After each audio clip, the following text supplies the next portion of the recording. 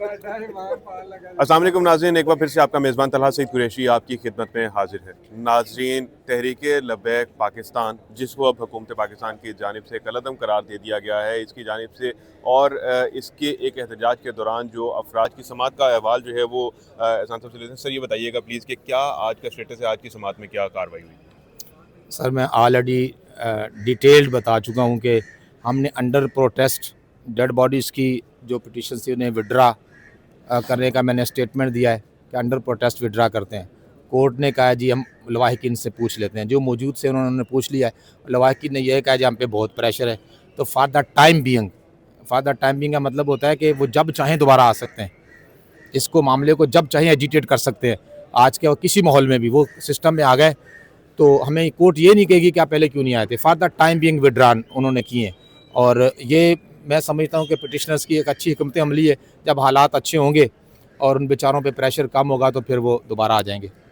Pressure का आपने जिक्र किया कि जी प्रेशर है बहुत ज़्यादा, और प्रेशर की वजह से ये पिटीशन जो है वो वापस ली गई हैं। ये प्रेशर किसका है सर? ये प्रेशर उन लोगों का है कि जो हमारी पिटिशन से मुतासिर हो सकते थे। देखिए, हमारी पिटिशन किसी फ़र्द के ख़िलाफ़ नहीं है, किसी ये पिटिशन्स में हमारी पार्टी है government of Punjab, police officials और DPO Sheikhupura and DPO CCPO Lahore, ये हमारी पार्टीज़ हैं।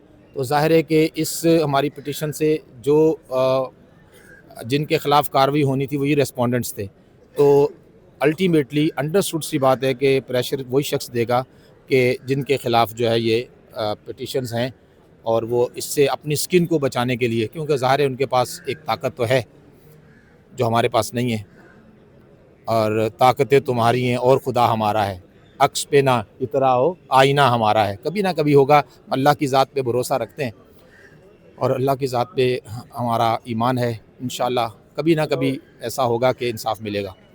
सर, आपने जो पिछली दफ़ा हमारी मुलाकात हुई थी इसी जगह के ऊपर हम खड़े हुए थे, मस्जिद रहमतुल आलमीन के दोबारा खुलने के मामले के ऊपर अदालत ने अहकामात दिए थे कि आप डीसी से मीटिंग करें। जो पिटिशनर थे वो भी आपके साथ मौजूद थे।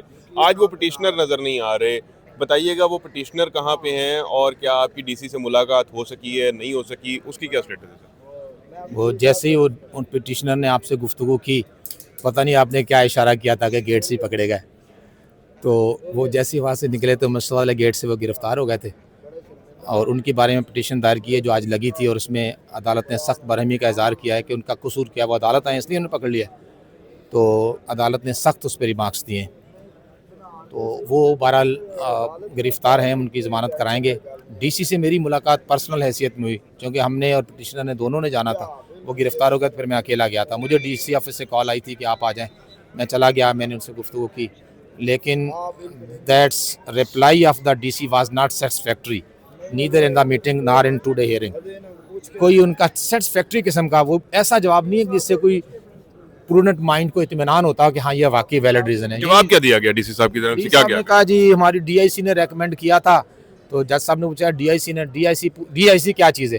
कहते हैं जी डिस्ट्रिक्ट इंटेलिजेंस कमेटी। उसने कब रेकमेंड किया था जी? अक्टूबर में किया था, यानी उस वक्त जब बंद किया था। अब क्या किया है? अब जी अब नहीं कुछ किया। अब जी हमने मामला वो पीआईसी कहते हैं, प्रोविंशियल इंटेलिजेंस कमेटी, हमने उनको भेज दिया है। तो ये वहाँ भी चले जाएँ, वहाँ इनको वहाँ रेफ़र कर दें।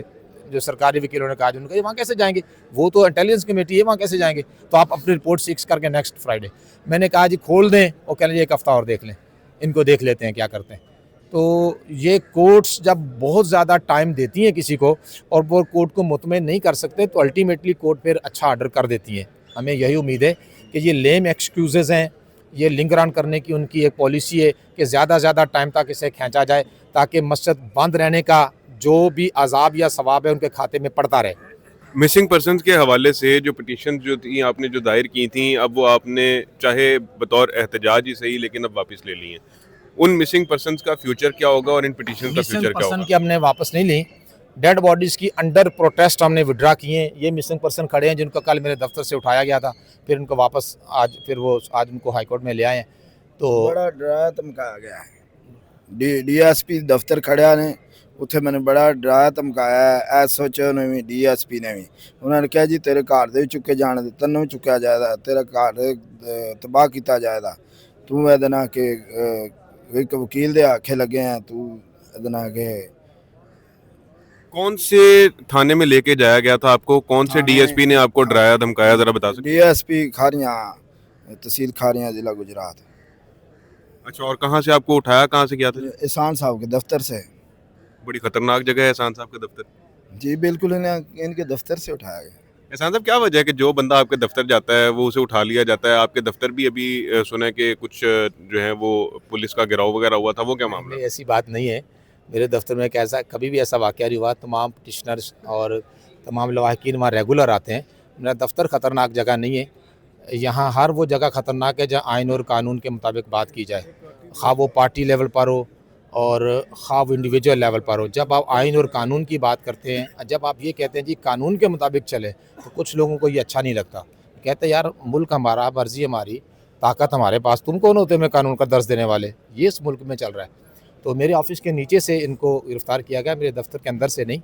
और फिर आज कोर्ट ने इनको कहा है कि अगर आपको कोई तंग करे तो आप एहसान साहब को बताएं और आप कंटेम्प्ट मूव करें। और इंशाल्लाह अगर हमारे भाई को दोबारा उन्होंने कोई ऐसी बात की तो हम कोर्ट में कंटेम्प्ट फौरी दायर करेंगे। आज हमें कोर्ट ने खुद कहा है कि अगर इनको तंग किया गया तो आप तौहीन अदालत दायर करें, मैं देख लूँगा और इंशाल्लाह हम करेंगे। तमाम अपडेट्स हैं वो इसी तरह से आपको हमारे चैनल के ऊपर मिलती रहेंगी। इस चैनल को सब्सक्राइब लाजमी कीजिएगा और इस वीडियो को अपने अजीज़ों व अकारिब से लाजमी शेयर कीजिएगा ताकि ऐसी अपडेट्स जो हैं वो बर वक्त आप तक पहुँचते रहिए। अल्लाह नागेबान।